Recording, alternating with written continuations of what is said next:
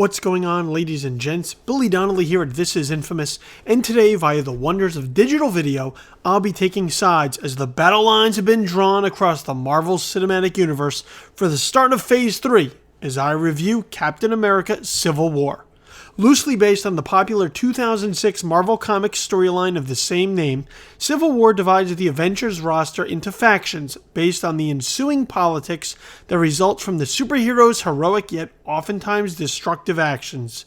With Tony Stark/Iron Man leading one end of the cause and Captain America fronting the other, friends become enemies and the entire foundation of the MCU is shaken to its core as hard choices need to be made about who watches the Watchmen, so to speak.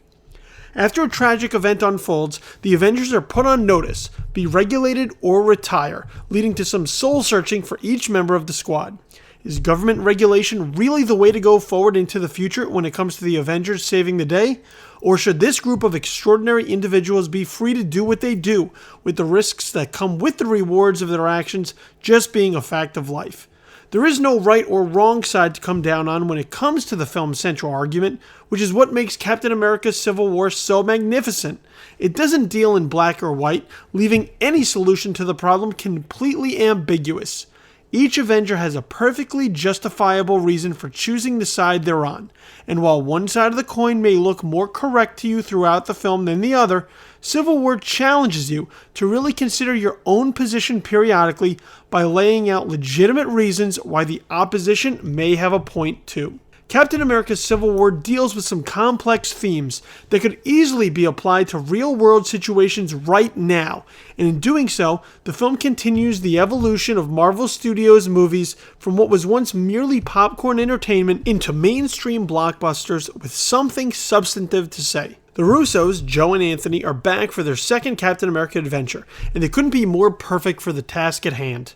Having helmed Captain America: The Winter Soldier in the argument for best Marvel movie to this point, the Russos expand upon the maturity they injected into the MCU the first time around, while also remembering that a film with superheroes should still provide some degree of fun, even while creating real stakes for the characters involved and daring the audience to think.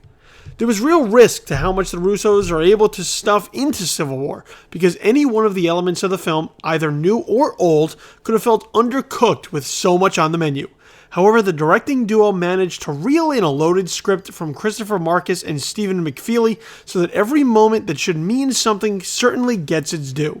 Whether it's the introduction of Chadwick Boseman as Black Panther or the integration of Tom Holland as Spider-Man finally into Marvel's shared universe, or even making sure old favorites like Jeremy Renner's Hawkeye or Scarlett Johansson's Black Widow get their time to shine, the Russos have pieced together a puzzle that never feels like too much and always leaves you wanting more. There's so much goodness that Civil War's incredible cast brings to the table that it's impossible to dole out enough credit to each and every one of them. But if you really want to see where the greatness of the third Captain America film lies, look no further than the two champions of the movie's pronounced sides, Robert Downey Jr. and Chris Evans. Chris Evans has continued to evolve as Captain America from one film to the next, establishing that character as the sort of hero you should want to emulate. You look up to his ideas, his principles, and you respect the way he goes about the great responsibility that has been bestowed upon him as someone who can make a real difference in the world. And those are key blocks to building characters you never tire of watching. As for Downey, this is his best performance as Tony Stark since the first Iron Man film. Gone is the smug smartassness that is permeated throughout his portrayals of the genius billionaire playboy philanthropist, for it's been replaced with a man who recognizes he needs to take a stand for something that actually matters.